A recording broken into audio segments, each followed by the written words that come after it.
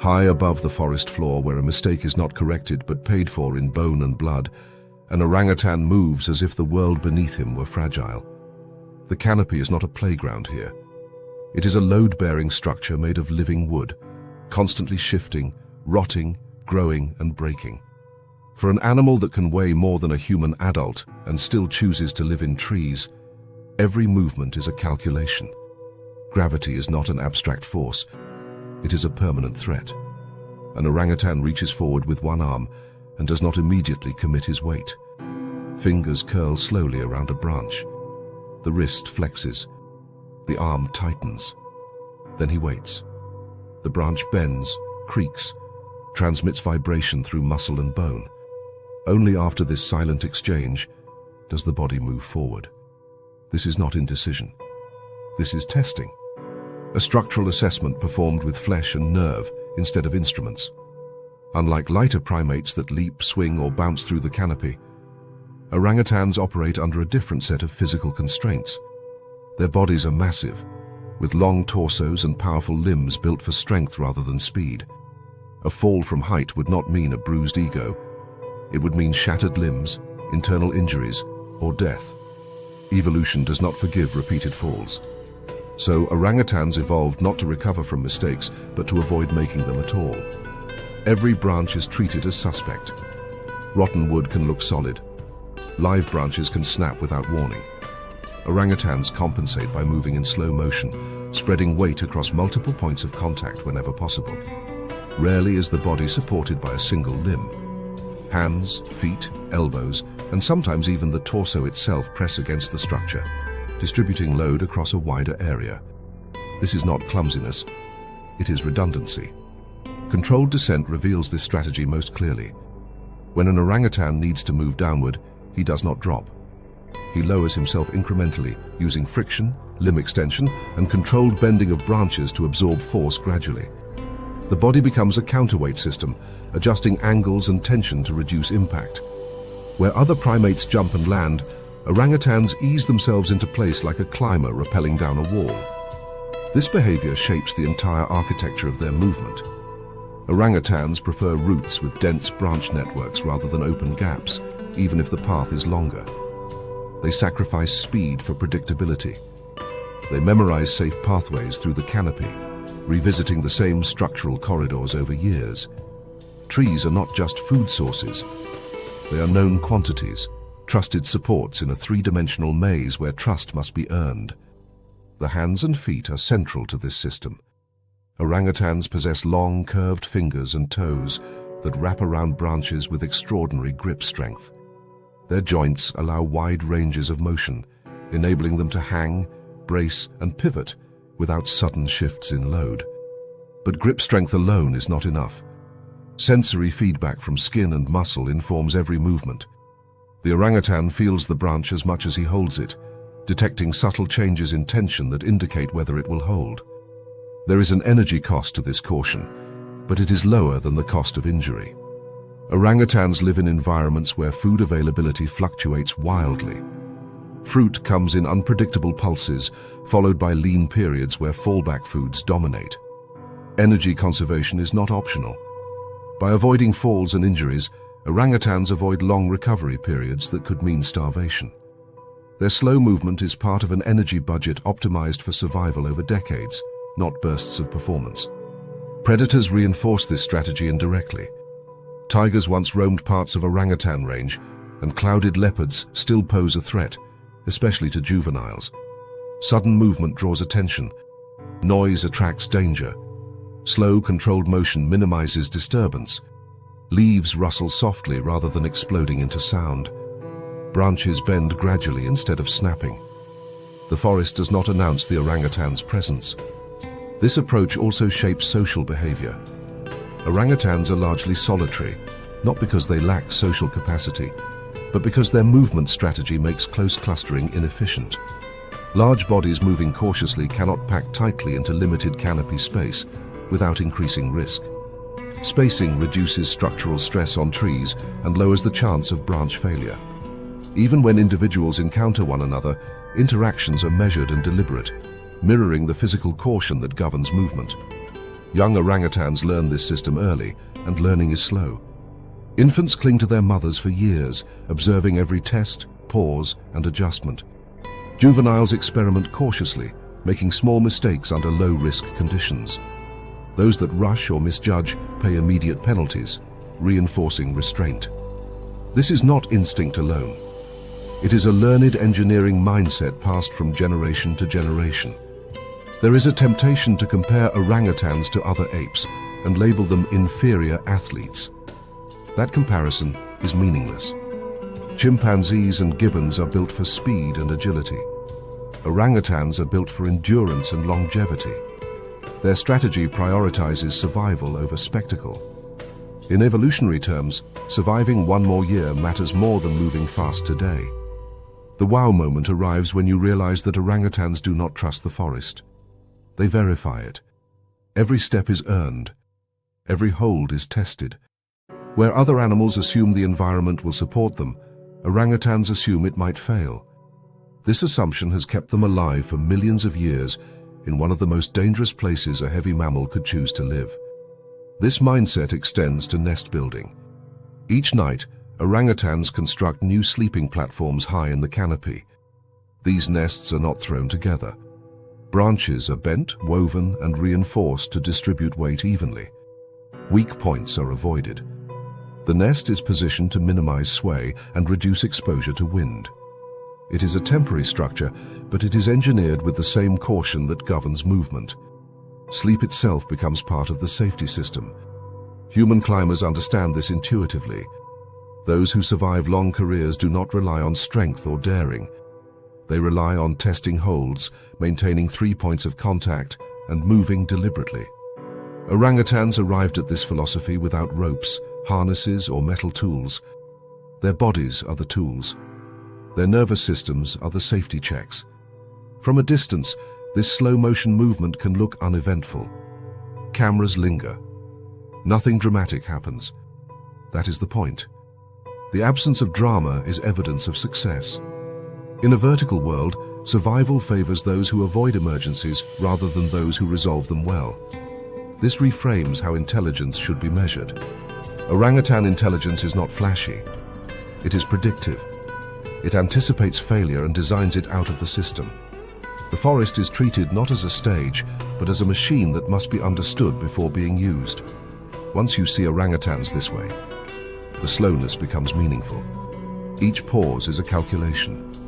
Each grip is a question, asked and answered. Each descent is a controlled negotiation with gravity. They are not moving poorly. They are moving correctly. The chapter's core truth is simple and uncomfortable for human pride. Orangutans do not survive height by being better athletes than the forest. They survive by respecting it more. They never assume safety. They manufacture it step by step. In a canopy that kills the careless, the fastest animal is not the one that reaches the destination first. It is the one that reaches old age without ever falling. High in the canopy, where branches narrow into uncertain runways, and the ground is far enough below to turn mistakes into final decisions, the gibbon commits itself to motion with a confidence that looks effortless only because the danger is invisible. The forest here is not a continuous surface. It is a sequence of gaps, flexing supports, and shifting anchors that demand absolute timing. To move fast through this environment is not an act of bravado. It is an act of calculation. A gibbon launches into space, arms extending fully as the body swings forward like a living pendulum. There is no scrambling, no last-second correction. The movement begins clean and stays clean. Momentum carries the body forward, while gravity supplies the acceleration. Muscles do not pull the gibbon through the air so much as guide it, shaping the arc rather than powering it outright. This distinction matters because it defines the entire system.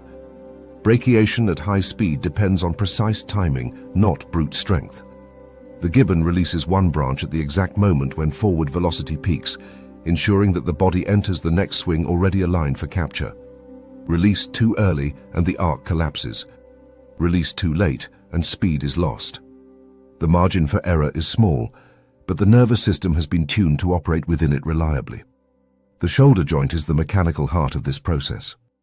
Unlike most mammals, gibbons possess shoulders with extraordinary rotational freedom, allowing the arms to swing overhead through wide angles without destabilizing the torso. The shoulder blades lie flat along the back, creating a stable base for muscles that control rotation rather than simple flexion. This architecture allows the arms to act as dynamic suspension cables, absorbing force at contact and releasing it smoothly into the next swing. The elongated arms are not simply longer levers. They are energy storage systems. As the gibbon swings, tendons stretch under load, storing elastic energy that is released at the bottom of the arc. This recycling reduces muscular effort and maintains speed with minimal input. Instead of fighting gravity, the gibbon cooperates with it, converting downward acceleration into forward motion and then back again. What makes this system remarkable is not just speed, but predictability.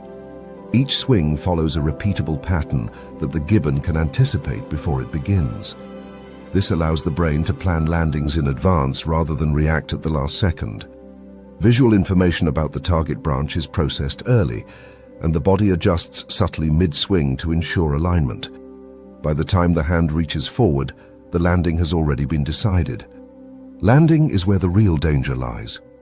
A narrow branch offers little margin for error, especially when approached at speed. The gibbon does not slam into it. The fingers hook gently, absorbing force gradually.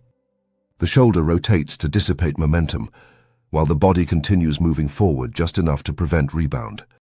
The legs follow, making brief contact to stabilize before the next launch. The entire sequence takes less than a second, but every element is controlled. This control minimizes slip risk. A sudden stop would overload the grip. A sudden change in direction would introduce torsion that could twist the hand free. Instead, the gibbon allows motion to continue, redirecting it smoothly rather than terminating it abruptly. The branch bends, the body flows, and stability is regained without shock. The wow moment emerges when you realize that speed here is not the goal. Efficiency is. The fastest route through the canopy is the one that wastes the least energy correcting mistakes. Gibbons move quickly because they rarely need to correct anything.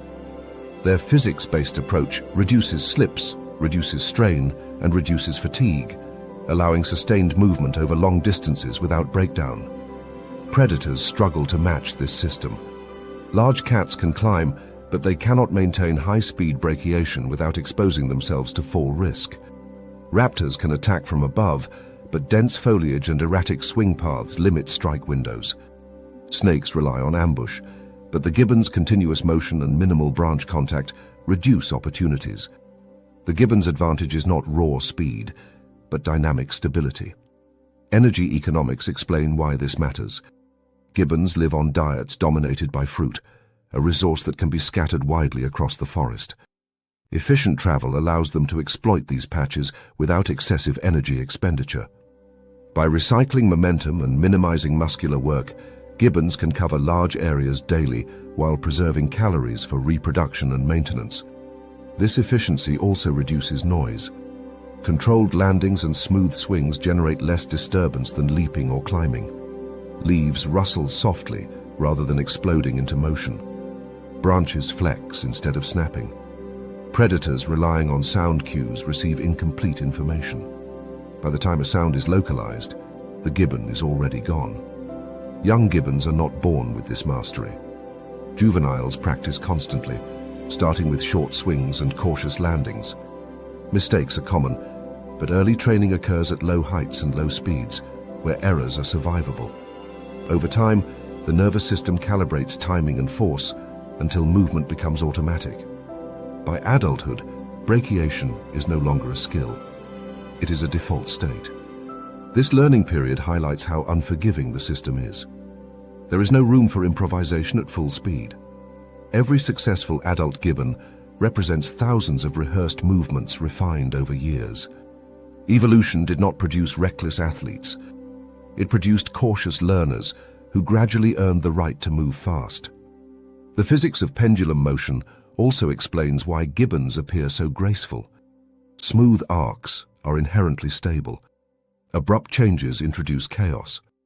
By embracing pendulum dynamics, gibbons reduce variability in their movement, making outcomes more predictable. Grace, in this context, is not aesthetic. It is mechanical reliability. This reliability extends to social behavior. Gibbons live in small family groups that defend territories vocally rather than physically. Their ability to patrol large canopy areas efficiently supports this strategy. They can check boundaries, forage, and retreat quickly, without engaging rivals directly. Movement efficiency underwrites social stability. There is a subtle irony in how humans interpret this behavior. Fast movement is often equated with risk-taking. In gibbons, the opposite is true. Speed is a byproduct of minimizing risk. By designing movement around physics rather than force, gibbons achieve safety through precision rather than caution alone. This perspective changes how the canopy itself is understood. To a gibbon, branches are not obstacles. They are nodes in a mechanical system, each with known properties of strength and flexibility. The forest becomes a series of predictable interactions rather than a chaotic environment. Mastery lies in knowing which branches will bend, which will hold, and which should never be trusted. The chapter's core truth is this: gibbons do not gamble with gravity. They optimize it. Their speed comes from eliminating unnecessary effort and reducing error, not from pushing limits blindly. They move quickly because they move correctly. When a gibbon lands cleanly on a narrow branch at speed, it is not a display of daring. It is confirmation that the system worked as intended. Timing aligned. Physics cooperated. Energy flowed where it should. In a vertical world where slips are fatal and hesitation wastes opportunity, the perfect swing and the perfect landing are not separate achievements. They are two halves of the same equation, solved continuously in mid-air. The gibbon does not conquer the canopy. It understands it. In the mid-level canopy of tropical forests, stability is an illusion. Branches are thinner, younger, and more numerous than in the upper crown, yet they are also less predictable. Vines pull sideways. Deadwood hides beneath fresh leaves. Supports that look solid from a distance flex, twist, or collapse under sudden load. This is not the domain of heavy, deliberate climbers or long-armed suspension specialists. This is the world of fast decisions made under uncertainty, and few primates are as well equipped for it as the capuchin monkey. A capuchin launches toward a branch that wobbles even before contact. The jump is not a clean arc toward a fixed point. It is a provisional commitment, a movement initiated with the understanding that conditions may change before landing. Mid-air, the body twists slightly, one arm reaching for a secondary option as the original target dips unexpectedly. Fingers clamp down, toes brace. The landing is uneven, but controlled. The monkey stabilizes, adjusts, and moves on in a fraction of a second. This sequence looks chaotic because it is reactive. But reaction here is not panic. It is calculation performed at speed. Capuchins live in environments where certainty is rare, so they evolved not to rely on perfect plans, but on rapid replanning. Their movement system assumes that something will go wrong, and it is built to absorb that failure without collapse. The foundation of this system lies in the hands. Capuchins possess some of the most dexterous hands among non-ape primates. Their thumbs are relatively strong and opposable, allowing precision grips that go beyond simple hooking. This matters when landing options change unexpectedly. A precision grip can stabilize on smaller, irregular surfaces that would be useless to animals relying on power grips alone. Grip strength is paired with sensory acuity. The fingertips are rich in tactile receptors, providing immediate feedback about surface texture, moisture, and movement. When a capuchin makes contact, the hand does not simply grab. It assesses. Is the branch flexing too much? Is it cracking? Is there slippage? That information is processed almost instantly, feeding into a decision loop that determines whether to commit, redistribute weight, or abandon the hold altogether. This is where capuchins diverge sharply from primates that rely on predictable routes. Gibbons commit early and trust the physics of pendulum motion. Orangutans test before moving and avoid surprises altogether. Capuchins expect surprises. Their nervous system is tuned for last-second correction, not early certainty. Mid-air adjustments are common. Capuchins frequently alter body orientation during a leap, rotating hips and shoulders independently to line up alternate landing points. The tail plays a crucial role here, not as a prehensile anchor, but as a balance regulator. Subtle tail movements shift the center of mass, stabilizing rotation and preventing uncontrolled spin. This allows the animal to redirect momentum without losing control. The brain behind this performance is unusually flexible. Capuchins are known for high cognitive capacity relative to body size, and that intelligence is not abstract. It is embodied. Rapid decision-making during movement requires constant integration of visual input, proprioception, and memory. The monkey is not just reacting to what it sees now, but to what it expects, based on past experience. Certain branch shapes, vine arrangements, or leaf patterns are associated with risk, others with reliability. These associations guide split-second choices. The wow moment arrives when you realize that capuchins are not choosing one landing. They are evaluating multiple landing options simultaneously, committing to one while keeping backups available. If the primary option fails, the secondary is already within reach.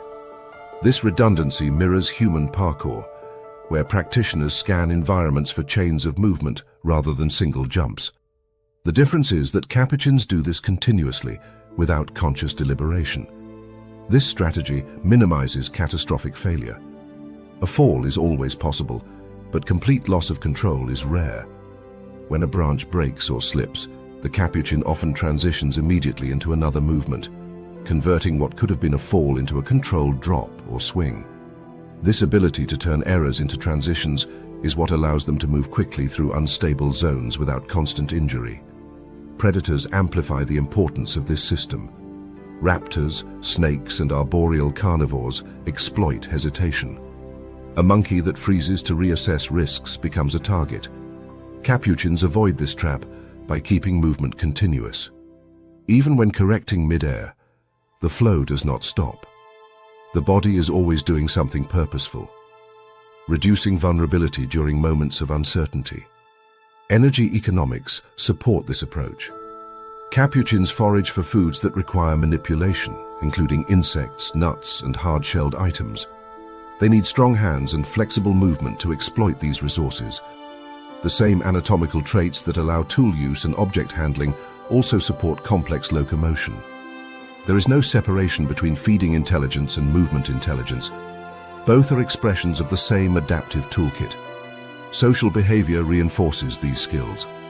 Capuchins live in active, competitive groups where individuals must navigate not only the physical environment, but also social pressure. Quick repositioning, opportunistic movement, and rapid escape from conflict are daily necessities. A monkey that cannot reroute instantly is more likely to be cornered, displaced, or injured during disputes. Juveniles learn these skills through constant play and experimentation. Young capuchins leap recklessly at first, misjudging distances and supports. Many falls are minor but instructive. Over time, the nervous system calibrates thresholds for risk, refining the ability to adjust mid-flight. What looks like play is actually intensive training in failure management. There is an irony in how this appears to human observers. We associate planning with slowness and caution. Capuchins plan at speed. Their calculations are compressed into milliseconds, distributed across sensory and motor systems rather than centralized in conscious thought. Planning does not stop movement. It rides inside it. This makes capuchins uniquely adaptable to fragmented and disturbed habitats. Forest edges, secondary growth, and human-altered landscapes produce unstable structures and unpredictable supports. Many primates struggle in these environments. Capuchins thrive. Their movement system does not depend on ideal conditions. It expects variability. The chaos is superficial. Underneath it lies a system designed to keep options open. Every jump is a question rather than a statement. Every landing is provisional. Safety emerges not from certainty, but from flexibility. The chapter's core truth is this: capuchins survive instability by refusing to commit fully until the last possible moment. They move fast, not because they ignore risk, but because they distribute it across multiple options. Like expert parkour athletes, They do not trust a single hold. They trust their ability to adapt when it fails. Once you see this, the movement changes meaning. The awkward landings, the sudden twists, the hands grabbing at unexpected angles. These are not mistakes. They are corrections, visible evidence of a system designed to recover instantly rather than prevent all error. In a forest where nothing is guaranteed, the most intelligent movers are not the ones who avoid uncertainty, but the ones who can absorb it without stopping. Capuchins built their survival around that principle. They do not move beautifully. They move successfully. On a sheer limestone face overlooking a river valley, a macaque moves with unsettling calm. The ledge beneath its feet is narrower than its own hand. Below, the ground drops away abruptly, turning a misstep into a terminal error. There is no dramatic pause, no visible fear, no sudden crouch before retreat. The animal simply continues, placing each limb with practiced certainty, weight shifting smoothly as if the cliff were a familiar trail rather than an edge. This confidence is not bravado. It is infrastructure. Macaques evolved in landscapes where flat ground is rare and predictable surfaces are a luxury. Their ranges include mountainous forests, rocky coastlines, eroded riverbanks, and broken terrain where trees give way to stone. Over time, selection favored individuals that could move fluidly between trees, rocks, and ground without needing to switch behavioral modes. Panic kills in mixed environments. Hesitation causes slips. Macaques survive by never treating any surface as exceptional. Balance begins in the feet. Unlike primates that rely almost entirely on arboreal grips, macaques retain strong, flexible feet, capable of conforming to uneven surfaces. Their toes spread under load, increasing contact area and friction. On rock, this allows subtle micro-adjustments that stabilize stance without visible effort. On narrow ledges, the foot does not land flat. It wraps, presses, and senses simultaneously. The ankles are equally important.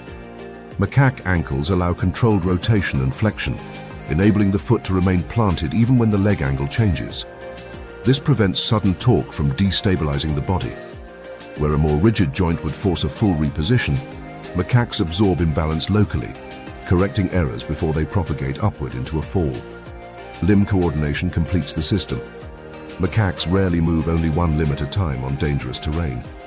Instead, they use staggered movement, maintaining multiple points of contact whenever possible.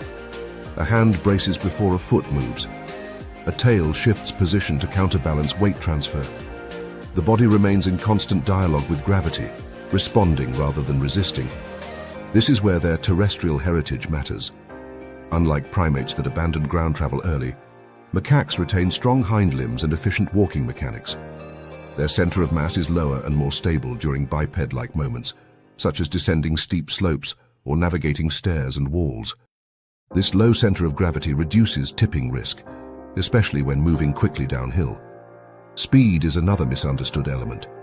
On cliffs and edges, macaques often move faster, not slower. This is not recklessness. It is stability through momentum. Slow, hesitant movement increases time spent in unstable positions. Quick, decisive steps reduce exposure. By committing to movement rather than hovering indecisively, macaques minimize the window in which balance can fail. This principle becomes obvious during descent. A macaque moving down a steep rock face does not carefully lower itself one limb at a time like a cautious climber. It flows downward, feet finding holds instinctively, hands touching rock only when necessary. The body remains upright rather than clinging, keeping weight aligned over the feet. This upright posture is critical. It allows rapid correction if a foothold slips, preventing the cascade of errors that leads to panic falls. The nervous system behind this behavior is tuned for continuous adjustment rather than discrete decisions. Macaques do not stop to evaluate each step consciously. Sensory feedback from joints, skin, and inner ear feeds directly into motor output, creating a tight feedback loop that corrects imbalance before it becomes visible. To human eyes, it looks effortless. In reality, it is constant work happening below awareness. The inner ear plays a major role here. Macaques possess a vestibular system well adapted for rapid head movement and changes in orientation. Whether moving vertically, laterally, or diagonally, they maintain spatial awareness without disorientation. This prevents the dizziness or misjudgment that would be catastrophic near edges. Predators reinforce this adaptation. Leopards, dogs, and large birds of prey exploit hesitation and imbalance. A macaque that freezes on a ledge becomes predictable. One that moves smoothly remains difficult to intercept. In cliffside habitats, escape routes often involve rapid vertical or diagonal movement rather than straight-line flight. Balance is survival. The wow moment emerges when you realize how rarely macaques actually fall.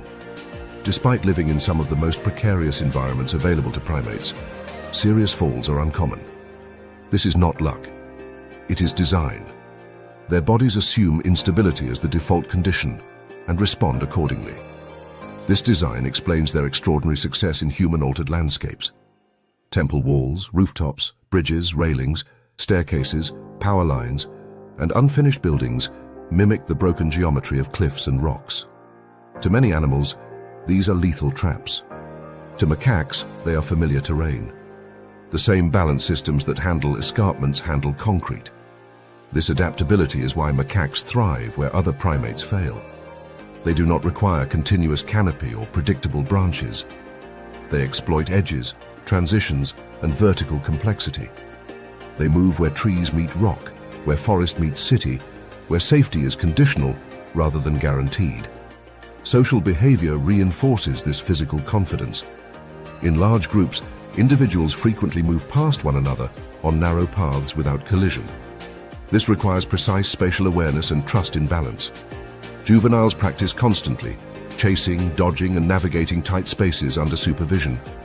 Mistakes are corrected early, under low-risk conditions, long before cliffs or rooftops enter the picture. There is also a psychological component that deserves attention. Macaques do not catastrophize. When a foot slips, the response is immediate correction, not freeze or flail.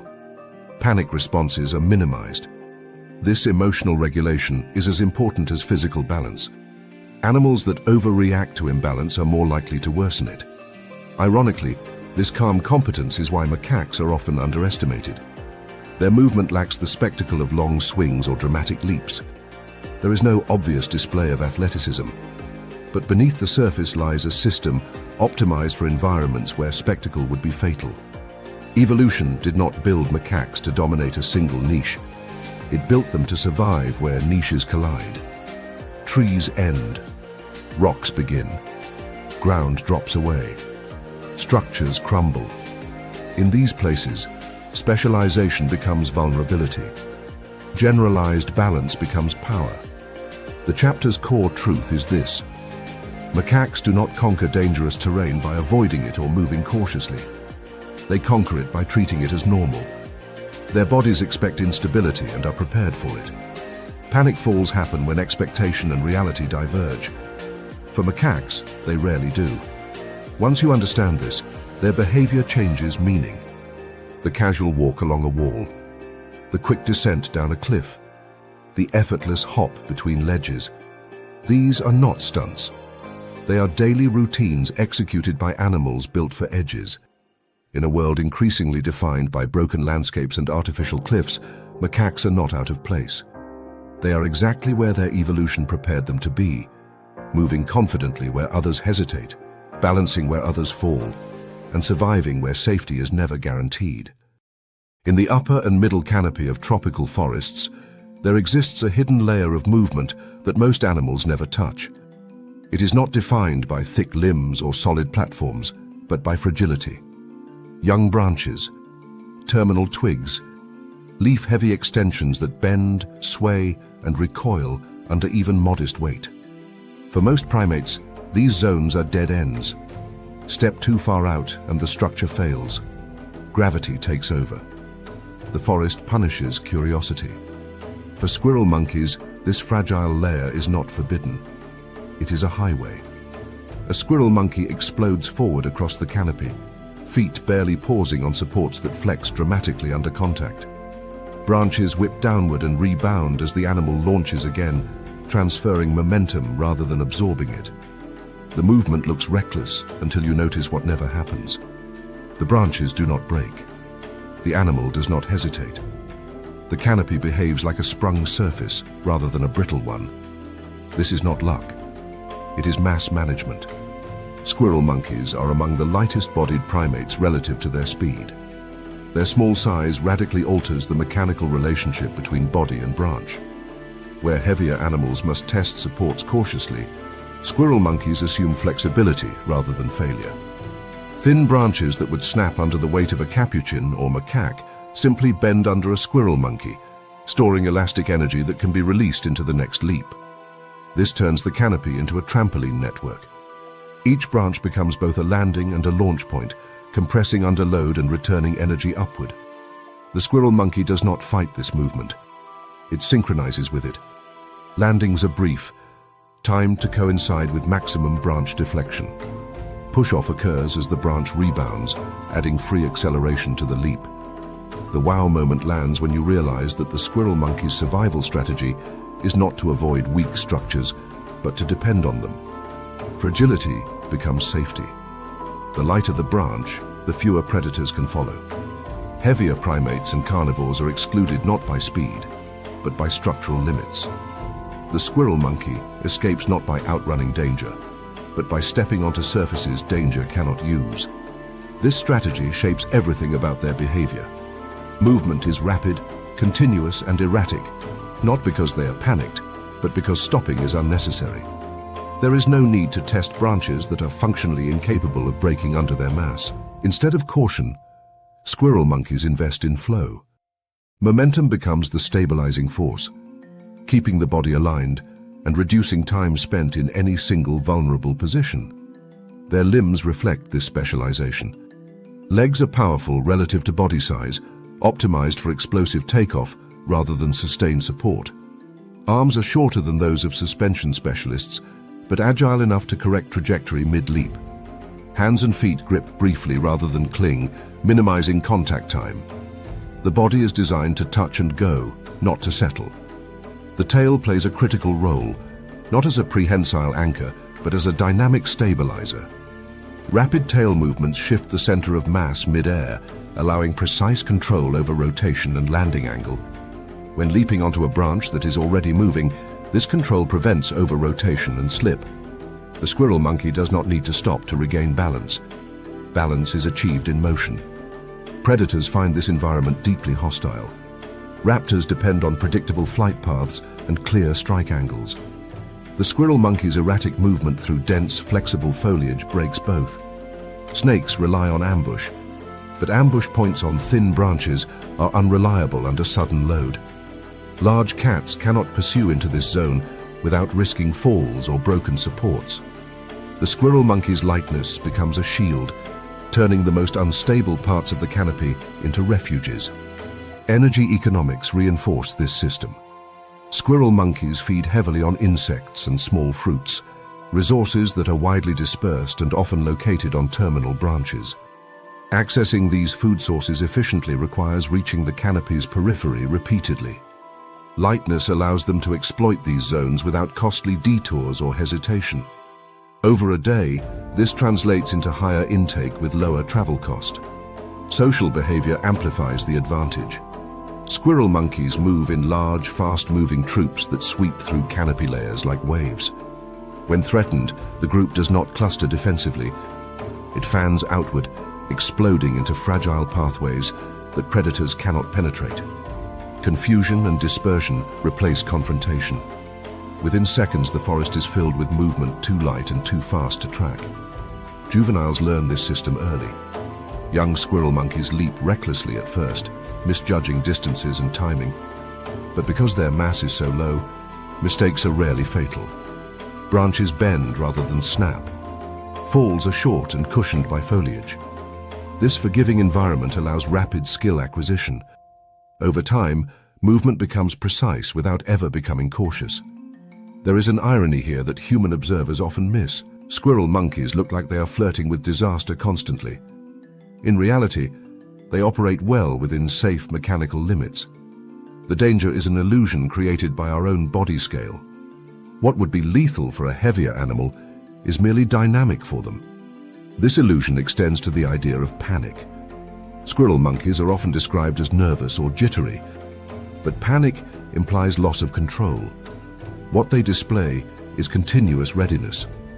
Their nervous system is tuned for high-frequency decision-making, allowing rapid adjustments without freezing. There is no pause between perception and action because pausing would waste the advantage of lightness. The canopy itself responds differently to such a small animal. Vibrations dissipate quickly. Noise is localized. Movement does not announce itself across large distances. This stealth through insignificance allows squirrel monkeys to move without triggering widespread alarm. Predators may sense motion, but struggle to pinpoint it. This system also explains why squirrel monkeys thrive in secondary forests and edge habitats. Regenerating forests produce thinner branches and denser networks of flexible growth. These conditions disadvantage heavier arboreal animals, but favor lightweight ones. As forests change due to disturbance, squirrel monkeys often gain relative advantage rather than losing it. The chapter's core truth is simple but profound. Squirrel monkeys do not survive the canopy by being stronger, smarter, or braver than others. They survive by being light enough to ignore rules that constrain everyone else. Where weight dictates caution, lightness permits confidence. Once you understand this, their movement stops looking frantic. The rapid sprints, the sudden leaps, the way branches whip beneath them. These are not signs of desperation. They are evidence of a system that turns instability into opportunity. The canopy is not a solid structure. It is a living mesh. Most animals treat it like a fragile ceiling. Squirrel monkeys treat it like elastic ground. They do not tiptoe through danger. They bounce across it. In a forest where gravity waits patiently for mistakes, the smallest bodies often have the largest margin for error. Squirrel monkeys built their entire survival strategy around that fact, turning lightness into freedom and fragility into escape. They are not outrunning the forest. They are exploiting it. At the forest floor of Central Africa, movement follows a different set of rules. The ground is uneven but predictable, shaped by roots, leaf litter, and slow geological change rather than sudden branch failure. Slopes rise and fall, rivers carve channels, and vegetation opens into corridors wide enough to support weight without question. This is where gorillas move, not because they cannot climb, but because climbing is a bad deal for an animal of their mass. A silverback steps forward deliberately, each foot placed with intention. His weight compresses the ground, but the earth holds. He ascends a steep slope without haste, leaning forward slightly to keep his center of mass aligned over his base of support. There is no wasted motion, no sudden acceleration. Stability, not speed, defines success here. Gorillas are powerful climbers when they choose to be. Juveniles climb trees readily, and even adults can ascend when necessary. But necessity is the key word. For a gorilla, a fall is not a mistake that can be corrected mid-air. It is an irreversible event.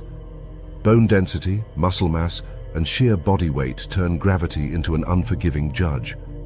Evolution responded not by improving aerial recovery, but by minimizing exposure. This is the core trade-off. Size confers strength, intimidation, and digestive efficiency, but it magnifies risk.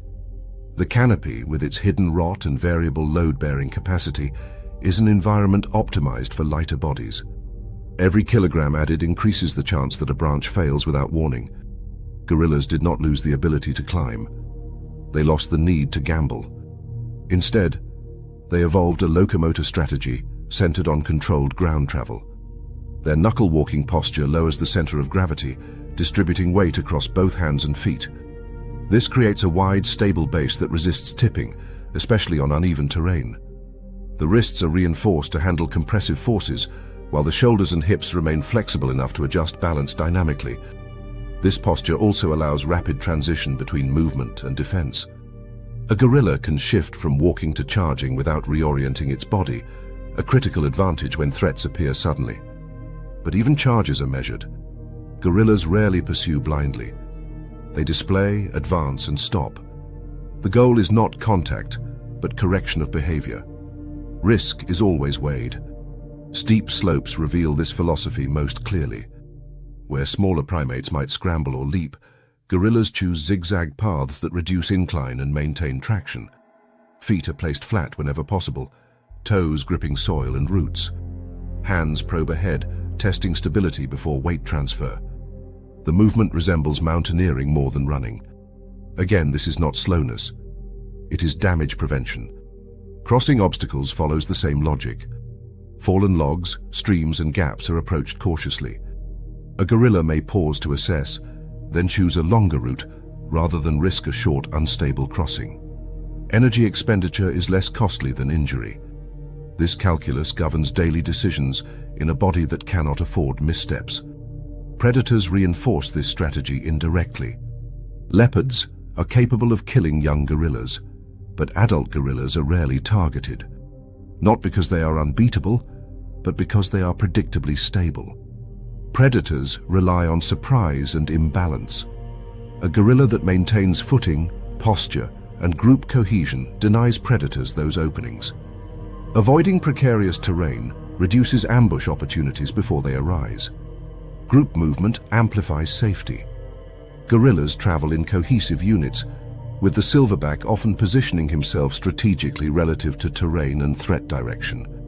Infants remain protected within the group's interior. Females adjust spacing automatically, guided by subtle cues rather than commands. The entire group moves as a buffered system, absorbing irregularities in terrain without fragmentation. The canopy does still play a role, but indirectly. Gorillas feed on low vegetation, shrubs, and fallen fruit rather than terminal branches. This dietary shift reduces the need for vertical movement. Their digestive system compensates, extracting nutrients efficiently from fibrous plants that many primates cannot process. Energy gained from ground-based foraging supports large body size without requiring risky access to high fruit sources. This feeding strategy reshapes the forest itself. Gorillas act as ecological engineers, pruning understory vegetation, dispersing seeds, and creating pathways that other animals use. Their ground-based lifestyle contributes to ecosystem structure in ways canopy specialists cannot replicate. Safety for the gorilla becomes stability for the forest. Juvenile behavior highlights how deliberate this avoidance is. Young gorillas climb extensively, testing limits, while their low body mass keeps risk manageable. As they grow heavier, climbing decreases naturally. This is not learned fear. It is mechanical reality asserting itself. The body changes and behavior follows. Evolution does not need to teach caution explicitly when physics does the teaching. The wow moment emerges when strength is reframed. Gorilla survival is not about overpowering environments or dominating space vertically. It is about choosing battles that cannot be lost. By avoiding the canopy, gorillas eliminate a major source of mortality. They do not need agility because they do not enter arenas where agility is required. This is risk management as adaptation. Where smaller primates evolve speed and correction, gorillas evolve route selection and stability. Where others rely on athleticism to escape danger, gorillas rely on foresight to avoid it. These are not lesser strategies. They are solutions tuned to different body plans. Human observers often misinterpret this as limitation. Why does the strongest primate not rule the trees? The answer is simple. The trees are not worth ruling. They offer food that can be accessed more safely elsewhere, and risks that scale brutally with body size. Evolution favors not the boldest strategy, but the one with the highest long-term return. Even aggression reflects this restraint. Gorilla displays are designed to intimidate without contact. Chest beating, vocalizations, and posture changes escalate pressure while preserving distance. Physical fights are rare and usually brief. Injury avoidance is paramount. A wounded gorilla is not just weaker. It is compromised in a body that heals slowly and cannot compensate with speed. This philosophy extends to human encounters. Gorillas often retreat rather than attack, choosing paths that maximize escape and cover rather than confrontation. Again, this is not fear. It is assessment. Humans represent unpredictable risk. Avoidance preserves survival. Once this perspective settles, the gorilla's world becomes coherent. The careful crossings, the ground-based travel, the avoidance of unstable vertical routes. These are not constraints imposed by size. They are strategies enabled by it. Large mass becomes an advantage when paired with environments that support it reliably. The strongest primate on Earth does not prove strength by testing limits unnecessarily. It proves strength by never needing to. In ecosystems where one fall can end decades of survival, intelligence expresses itself not in daring, but in discipline. Gorillas embody that truth. They do not conquer the canopy.